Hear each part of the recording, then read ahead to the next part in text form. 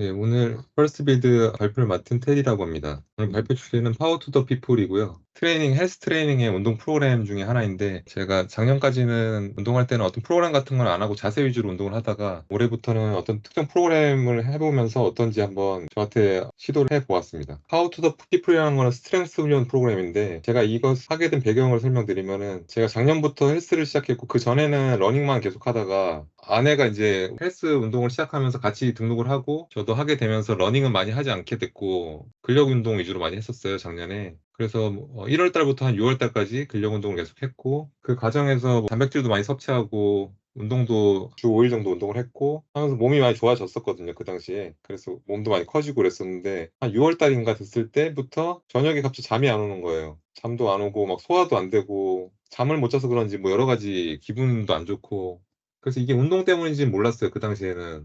그냥 운동하면 몸이 건강해지겠지, 그냥 해서 열심히만 했었는데, 이런 증상이 왜 나오지 해가지고, 그때는 무시했던 것 같아요, 처음에 발생했을 때는. 운동 그냥 계속하고 했는데, 여러 가지 증상들이 나왔더라고요. 지금 말씀드리기는 여기서는 힘들어서 말씀을 못 드릴 것 같은데, 여러 가지 증상들이 나오면서 한의원도 가보고 병원도 가보고 했었는데, 수면센터도 갔었는데, 수면센터 같은 경우는 수면에 문제는 없다고 그러더라고요, 저한테. 그 당시에 막 잠을 많이 깼었는데 깊게 못 자는 것뿐이지 수면 자체에는 문제가 없으신 것 같다고 그랬었고 어떤 한의원을 찾아갔었는데 한의원에서 운동 때문에 그렇다는 거예요. 저한테 이게 지금 증상 같은 게 나오는 게 예를 들면 체온이 저녁에는 떨어져야 되는데 운동을 많이 해가지고 심장이 부하 걸려서 이게 뭐 심장이 쉬지를 못한다는 거죠, 이게. 그래서 저녁이 돼도 체온이 떨어지지 않고 체온 상승이 계속 돼 있는 상태가 되는 거고. 그래서 제가 이것 때문에 한 6개월 진짜 고생했었거든요, 작년에. 그래서 이제 운동을 그 당시에 그걸 알게 되면서 운동을 한 3, 4개월 쉬었었고요. 아예 안 하고. 그래서 이게 왜 발생했나 이제 계속 하고 어떻게 하면 이런 게 발생하지 않을까 그런 것들에 대해서 계속 알아봤던 것 같아요. 그 당시에는 증상들도 막 있고 그래서 나중에 운동을 다시 하게 되면 이런 거 발생하지 않도록 하겠다 해서 찾다 보니까 백관장이라는 유튜버가 기존의 다른 유튜버들하고는 좀 다른 식으로 얘기를 하더라고요. 다른 유튜버들 제가 봤던 유튜버들은 자세 위주로만 이제 운동을 가르쳤다 그러면 백관장님 같은 경우는 피로라든가 그런 회복 그런 것들에 대해서 많이 어떻게 관리하는지 그리고 어떤 식으로 운동하면 되는지 어떻게 하면 힘을 기를 수 있는지 뭐 그런 것들에 대해서 설명을 해주더라고요. 좀 색달랐어요, 그 당시에. 그래서 그분이 소개해준 프로그램 중에 하나가 파워 투 더 피플이라는 프로그램이거든요. 그렇게 좀 몸에 증상이 나오면서 제가 운동을 다시 시작한 게 작년 12월부터인데 이제 괜찮아져가지고 작년 12월부터 다시 하면서 그 백관장 프로그램을 보게 됐고 거기서 이 프로그램을 알게 됐습니다. 이 프로그램 같은 경우는 스트렝스를 훈련이라고 해요. 스트렝스 훈련. 그 운동 프로그램도 근비대 훈련, 스트렝스 프로그램 두 가지가 있는데 이거는 스트렝스를 키우는 거고 타이틀을 보시면 아시겠지만 사이즈를 키우는 운동이 아니라는 거예요. 힘을 기르는 거지 이거는. 힘 자체를 기르는 거지 사이즈를 키우는 게 아니다. 이게 몸이 크다고 힘이 비례하는 거 아니거든요, 이게. 그래서 파워 리프터들 보면 몸무게 많이 안 나가시는데도 엄청난 무게를 드는 거를 볼 수 있어요. 그분들은 스트렝스 훈련 위주로 하셨던 거죠. 그리고 보디빌더들은 몸이 엄청 크지만 그 파워리프터에 비해서 생각보다 무게를 못 드는 사람들도 있어요. 왜냐하면 그 보디빌딩 같은 경우는 근비대에 초점을 맞춰서 하거든요. 몸을 만들어내는 거라서 근육을 키우고 사이즈를 키우고 특정 부위를 커팅하고 이렇게 하면서 뭘 만들어 나가는 게 보디빌딩이고 파워리프팅 같은 경우는 힘을 길러야 되다 보니까 스트렝스 훈련 프로그램으로 운동을 하게 됩니다. 네, 이 파워 투 더 피플이라는 거는 파벨 차졸린이라고 러시아 특수부대 훈련시키던 분이 자기 특수부대원들 훈련시킬 때 쓰는 그 프로그램으로 만들어낸 거예요, 이거를. 힘을 어떻게 하면 기를 수 있는지 단기간에. 그래서 만들어낸 프로그램이고 이거는 운동을 매일매일 해야 됩니다. 월요일, 화요일, 수요일, 목요일, 금요일. 근데 토요일, 일요일은 반드시 쉬라 그래요. 그래서 일주일에 5일 이상은 절대 하지 마라. 휴식 시간을 이틀은 가져가야 된다. 그리고 운동 루틴이 항상 똑같습니다. 두 가지 운동만 하라 그러고요. 그리고 각 운동을 할 때는 두 세트만 하라 그래요. 이렇게 하다 보면 두 가지 운동을 두 세트 하면은 운동 시간이 길지 않아요. 그래서 25분 정도밖에 안 걸려요. 그리고 이 운동을 두 가지 하라는 게 데드리프트 베리언트 그리고 프레스 베리언트를 하라고 그래요. 저 같은 경우는 데드리프트 일반적인 그냥 데드리프트 오버그립으로 하는 데드리프트를 루마니아 데드리프트를 했고 프레스류는 벤치프레스를 선택해서 했습니다. 두 가지 똑같은 방식인데 그날 타겟한 웨이트에 5번 운동을 수행을 해요. 그 다음에 휴식을 취하고 두 번째 세트에서는 90%의 무게로 하라고 합니다. 그래서 항상 할 때 5번만 하라 그래요. 좀 더 자세히 살펴보면 이거는 실패할 때까지 운동하지 말라 그래요. 저도 예전에 운동할 때는 무조건 실패할 때까지 했거든요. 그래야 근육 크는 줄 알고. 막 실패할 때까지 했는데 그렇게 하면 피로만 쌓인다는 얘기예요. 여기서 얘기하는 건. 그리고 뒤에서 얘 다룰 건데 이게 2.5kg씩 매번 운동할 때마다 증량을 하거든요. 그러다 보면 몇 주 지나면 무게가 엄청 무거워져요. 그 상태에서 실패해버리면 몸 그냥 망가지는 거예요. 진짜 다치는 거예요. 무게가 나중에는 뭐 데드리프트 같은 경우는 100kg 넘어가는데 그거 하다가 실패해버리면 그냥 허리 나가거든, 잘못하면. 그러니까 실패할 것 같으면 그냥 놓으라 그래요, 여기서는 무게를. 그래서 이런 게 있고, 그리고 저는 루마니아는로 오버그립으로 하는데 여기서는 스탠다드 믹스드 그립 데드리프트로 하라고 하더라고요. 저는 근데 이 방식 따르지 않고 그냥 일반적인 루마니안 방식의 저는 오버그립을 했습니다. 사이드 프레스라고 해서 책을 통해서 처음 봤던 운동 방법인데, 이런 사이드 프레스라는 게 있나 봐요.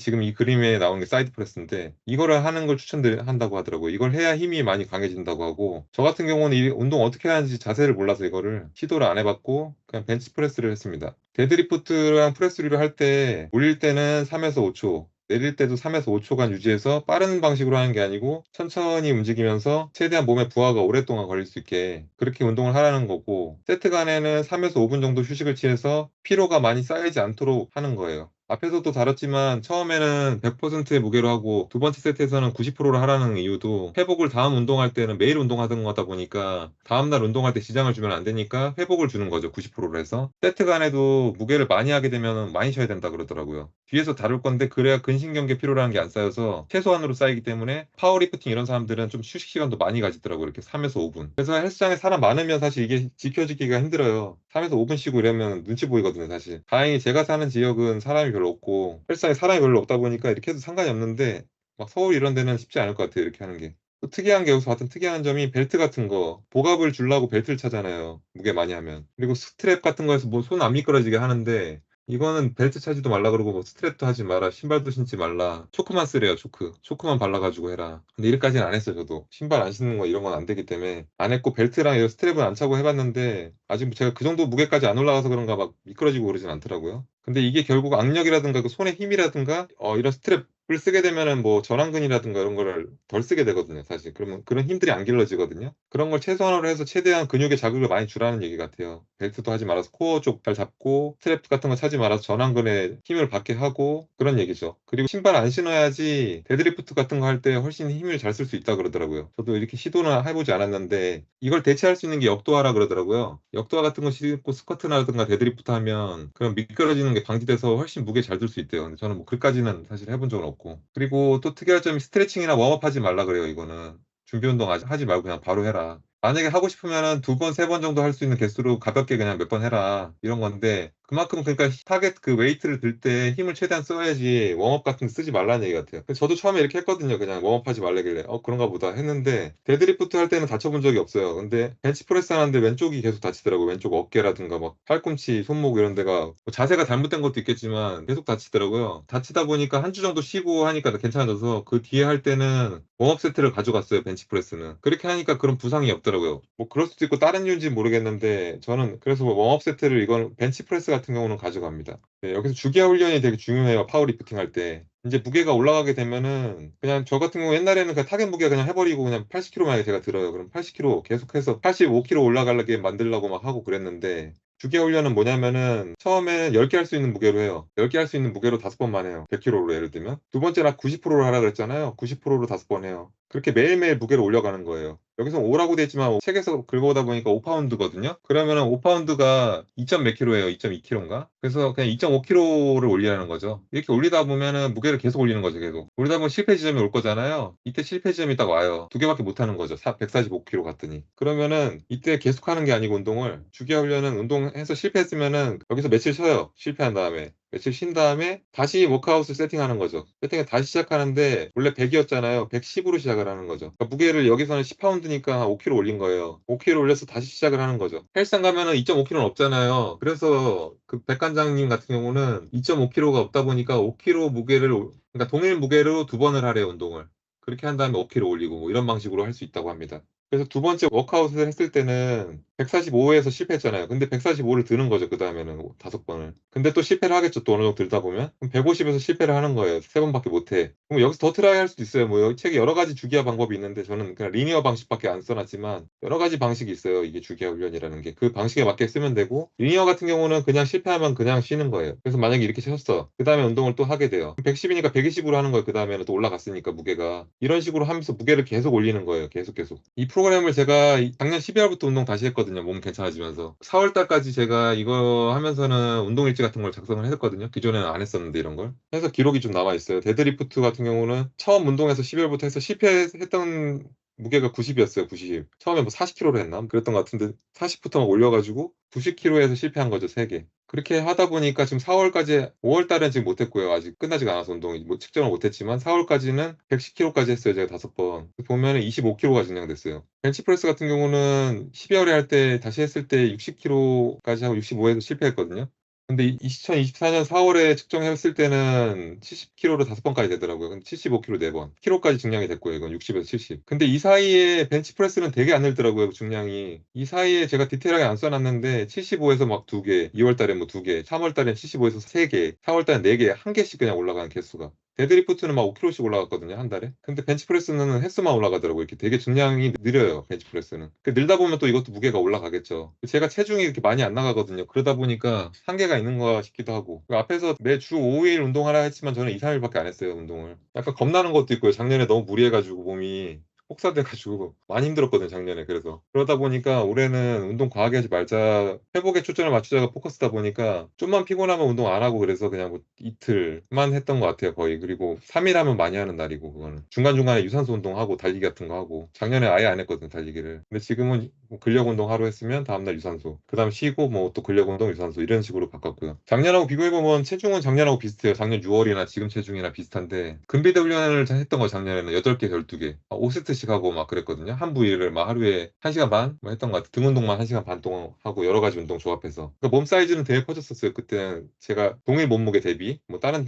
분의 대비는 아니겠지만 제 몸무게 대비 동일 몸무게로 봤을 때 몸이 커졌었거든요. 근데 스트렝스 훈련하니까 그 정도의 효과가 안 나오고, 다른 분들도 운동했니? 저는 체중이 많이 늘어났는데 운동했는지 잘 몰라요. 그래? 몸무게 많이 늘었어? 잘 모르시더라고, 주변에. 근데 힘은 많이 늘어났거든요. 저 데이터에서 보시는 것처럼. 근데 이 프로그램을 하니까 되게 지겨워요. 두 가지만 매일 하고 몇 달 했잖아요. 지금 제가 12월부터 4월까지 한 5개월간 똑같은 것만 계속 하는 거죠. 매우 지겹습니다. 계속 다른 운동하고 싶은 막 욕구가 생겨요, 이걸 이렇게 하다 보니까. 체중이 한 5, 6kg가 늘었어요, 12월보다. 크게 먹는 양을 늘리지도 않았는데 5, 6kg 늘었고, 다른 점은 입맛이 되게 좋고, 예전에는 그냥 먹었다 그러면 지금은 똑같이 먹는데 소화 잘 되고 입맛 좋고 뭐 그런 느낌이 있고. 그래서 한 체중도 한 6kg 정도 든 것 같고요, 이거 하면서. 제가 앞에서 얘기했던 이 운동을 하면서 크게 작년 같은 문제는 겪지 않았어요. 막 쉬고 계속 그래서 그런지. 근데 작년에 겪었던 그런 문제가 뭔지 찾아보니까 이게 중추신경계 피로라는 걸, 정확한지는 모르겠지만 이런 게 발생을 한다 하더라고요. 무게를 들고 하다 보면 적절한 휴식을 취하지 않게 되면은 중추신경계 피로가 쌓여서 아래와 같은 증상들이 발생한다 합니다. 보통 근육의 피로만 생각해서 뭐 24시간, 48시간 쉬면 괜찮지 하는데, 인대라든가 뭐 이런 데는 28시간, 48시간으로 뭐 회복이 안 된다고 하더라고요. 그리고 중추신경계, 그런 뇌의 피로가 쌓이면은 그건 주기적으로 풀어줘야 된다 그러더라고요. 그냥 이게 운동 계속 하는데 풀리는 그런 게 아니고, 방식이 여러 가지 있지만 뒤에서 설명하겠지만 그것도 회복 방식이 있는데, 이런 게 발생하면은 잠을 잘 못 잔대요. 기억도 없어지고, 그리고 감기 같은 증상이 발생하고, 정신적으로도 황폐한 문제, 그리고 뭐 힘이 하나도 없는 거죠, 몸에. 아침에 일어났는데 기분도 안 좋고, 몸 여기저기 쑤시고 막 다치고 부상 입고 두통 오고. 예전에 가벼웠던 무게도 못 드는 거예요. 되게 무겁고. 이런 게 오면 중추신경계 피로가 온 거래요. 그럼 풀어줘야 되는 거죠, 이거를. 이게 막 쌓이고 만성적으로 되면 제가 겪었던 거 몇 개월씩 그런 피로가 쌓이는 거예요. 그래서 이거를 인식하고 풀어주는 게 중요하거든요. 아니면 주기적으로 쉬는 걸 넣든가, 프로그램에. 이걸 알아보다 보니까 전문 용어로 이걸 디로딩이라고 하더라고요. 그래서 이런 피로를 풀어주는 거를 그 4주에 한 번씩 하든가 뭐 6주에 한 번씩 하든가, 뭐 개인차로 있겠지만, 저야 뭐 선수는 아니지만 선수들도 이런 걸 넣더라고. 선수들은 디로딩이라는 거를. 그래서 4주에 한 번씩 일주일 쉰다든가 6주에 일주일 쉰다든가 뭐 이런 방식이 있고. 좀 설명드리면, 운동을 그냥 하고 싶을 수도 있잖아요, 제가 아예 안 쉬고. 그러면 볼륨을 50% 다운 시킨대요. 이것도 뭐 방식이 여러 가지 같아요. 그래서 제가 소개드리는 거는 그냥 개념만 설명드리면 50% 다운하는 방식도 있거든요. 예를 들면 100kg로 5번씩 5세트를 했어요. 그러면은 곱하는 거죠. 볼륨을 계산하려면 100 곱하기 5 곱하기 5 해서 뭐 2500이 나왔어. 2500kg. 내가 매일 2500kg 들었다. 그러면 50% 다운은 1250kg인 거예요. 그 1250kg를 리로딩하는 주간에는 드는 거죠. 그 개수를 뭐 여러 개에서 1250kg를 들든, 개수를 조금 하는데 무게를 세게 하든 1250kg를 드는 거죠. 볼륨을 다운, 50% 다운 시켜서. 그게 50% 다운 시킨다는 얘기고요. 그렇게 운동을 해서 회복이 될 때까지 운동을 하고, 다시 그 다음에 운동할 때는 예전 100%의 무게를 드는 게 아니고 뭐 70% 그렇게 올리고, 거기서 또 차근차근 올려서 100%의 무게를 드는 거죠. 이런 걸 주기적으로 가져가면 아까 발생했던 그런 문제들이 발생 안 할 수 있다고 하더라고요. 아니면 완전히 쉬는 거예요. 그냥 이런 운동도 안 하고 일주일, 2주일 그냥 회복될 때까지 쉬는 거예요. 이러면 작년 같은 경우는 근육이 손실될까 봐 두려워가지고 이런 걸 못했어요. 저는 아, 그냥 열심히 하면 좋아지겠지. 뭐 이런 게 뭔 소용이냐. 뭐 피곤해도 그냥 아, 피곤한가 보다. 요새 그랬지. 이게 운동 때문에 막 피곤한지는 생각을 못 했거든. 제 몸에 소리에 기울이지 않았던 거죠. 근데 그렇지 않아요. 운동 계속하고 무리하다 보면 어느 순간에 몸이 건강해지는 느낌이 아니고 몸이 망가지는 느낌이 들더라고요. 어느 순간부터는. 그건 회복을 제대로 안 한다는 얘기예요. 그게 영양이 부족하든 잘 못 쉰다든가 잘 잠을 못 자다든가 뭐 이런 스트레스를 많이 받는다든가 이런 문제인데, 그때 운동도 결국 스트레스를 주는 거거든요, 몸에다가. 그래서 운동을 할 게 아니고 쉬어야 돼요, 쉬어요, 그럴 때는. 그래서 이런 디로딩을 좀 알고 본인이 운동하시는 거에 루틴에 넣으면 되게 좋습니다. 예. 아까 그 파워 투 더 피플 얘기했는데 빅머슬 세븐이라는 또 운동이 있더라고요. 아까 그 운동이 지겨워서 요새는 빅머슬 세븐을 하거든요, 저는. 이거는 7가지 운동으로 구성돼 있어요. 이름에서 알겠지만 빅머슬 세븐은 몸을 키우는 거예요, 근육을. 이거는 하루에 다 할 수도 있지만 세트가 많게 되면은, 만약 5세트씩 하게 되면 하루에 못 하거든요, 이런 거. 그러면은 하루는 미는 운동, 하루는 뭐 당긴 운동해서 월화 나누고 수요일 쉬고 뭐 목금 이렇게 나눌 수도 있고요. 아니면 매일 할 수도 있고요. 가볍게 한다 그러면. 보면 데드리프트, 스쿼트, 딥스, 턱걸이, 벤치프레스, 바벨로우, 밀리터리 프레스. 힘을 기르는 운동, 이게 다 힘 세지는 운동이거든요. 힘이 세지면 결국 근육도 커질 수밖에 없어요. 그래서 앞에 2가지 운동만 해서 지겨워서 이거 넣었더니 이거로 바꾸니까 좀 낫더라고요. 근데 저 7가지 안 해요, 이거를. 또 막 운동 많이 하니까 또 뭐가 뭐 피곤해지는 것 같아서 두렵더라고요. 또 그 뭐 증상이 나올까 봐 피곤해지기 시작하니까. 그래서 이 중에서는 5가지 하고, 좀 피곤한 날은 한 3가지만 하고 막 그렇게 베리에이션 주면서 하는데, 좀 다양하게 좀 변경하면서 중량 딥스 같은 건 안 해봤었거든요. 턱걸이는 중량 끼고 못해요. 제가 못해서 못하고. 깁스는 그래도 중량 끼고 할 수 있어서 하는데, 좀 다른 식으로 운동하니까 재밌더라고요. 그리고 운동을 똑같이 계속하면 몸에 부하가 안 걸려서 결국 근육 성장이 안 된대요. 그래서 주기적으로 정체가 오면 베리에이션도 줘야 된다 하더라고요, 운동을. 예, 그래서 그런 프로그램들이 되게 많아요, 보면. 유튜브 찾아보셔도 많고, 뭐, 금비대를 하고 싶으면 금비대 프로그램도 있고, 그리고 스트렝스 훈련 하고 싶다면 스트렝스 훈련도 많으니까 이런 거 찾아봐서 해도 재미가 있더라고요. 네, 뭐 이런 거 유튜버들 많이 얘기해 주는데 저는 책으로 보는 게 더 좋아서 책을 사서 봤습니다. 이 책이 되게 양서해요. 이 책이 남자는 힘이다, 이게. 제가 본 책 중에 다른 거는 자세 위주로밖에 설명을 안 하는데, 이거는 운동 방식이라든가 그런 휴식, 아까 얘기했던 제가 관심 지금 갖고 있는 그런 것들에 잘 써 있어가지고, 힘을 어떻게 하면 키울 수 있는지, 어떤 식으로 운동해야 되는지, 세트 수는 어떻게 가져가야 되는지, 마른 사람은 어떻게 운동해야 되는지, 뭐 살 빼려면 어떻게 해야 되는지, 뭐 다양하게 되게 잘 써 있는데, 이 책이 절판이 돼서 중고로밖에 사진 못해요. 근데 되게 양솔해서 혹시 관심 있는 분들은 뭐 이런 거 사서 보셔도 될 것 같고요. 유튜브로 보는 것보다 이런 책이 되게 정리 잘 된 거 보는 게 낫더라고요. 아까 파워 투 더 피플도 책으로 있고 이거. 근데 사실 책 볼 정도의 내용은 없어요, 이거는. 그래서 그냥 온라인으로 보셔도 되고요, 이런 거는. 네, 그래서 운동 프로그램 얘기해드렸지만 제일 포인트는, 제가 운동을 할 때 그런 휴식이 되게 중요하다는 걸 말씀드리고 싶은 거예요. 저도 작년에 운동할 때는 제가 워낙 어릴 때부터 말랐던 게 컴플렉스 있었던 것 같아요. 그래서 작년에 몸이 커지면서 그냥 좋아지니까 거기에만 그냥 홀려가지고 운동을 되게 열심히 했던 거죠. 근데 운동이란 결국 건강에 포커스를 맞춰야지, 그런 외적인 거에만 포커스를 맞추면 안 될 것 같다는 깨달음을 얻었어요, 전 작년에 그렇게 하면서. 그래서 지금은 더디지만 뭐 일주일에 2번 운동하고 하지만 그래도 건강해지는 느낌이 있거든요. 지금은 체력도 좋아지는 것 같고, 자기 몸에 맞게 운동을 해야지, 이거를 욕심이 생겨가지고 내가 뭐 달리기를 하더라도 뭐 5km 뛰던 사람이 갑자기 10km 뛰면 부상이 올 수밖에 없거든요. 웨이트 운동할 때 똑같고, 뭐 20대는 모르겠어요. 뭐 되게 어리신 분들은 모르겠는데, 나이가 어느 들면 들수록 회복력이 떨어지거든요, 사람이. 그래서 그에 맞게 운동을 좀 프로그램하고, 자기 몸에 나오는 소리에 좀 귀를 기울여서 내 몸 상태가 어떻구나를 알아가면서 운동을 하는 게 좋지 않을까 해서 오늘 주제를 준비했습니다. 네, 이상입니다. 감사합니다.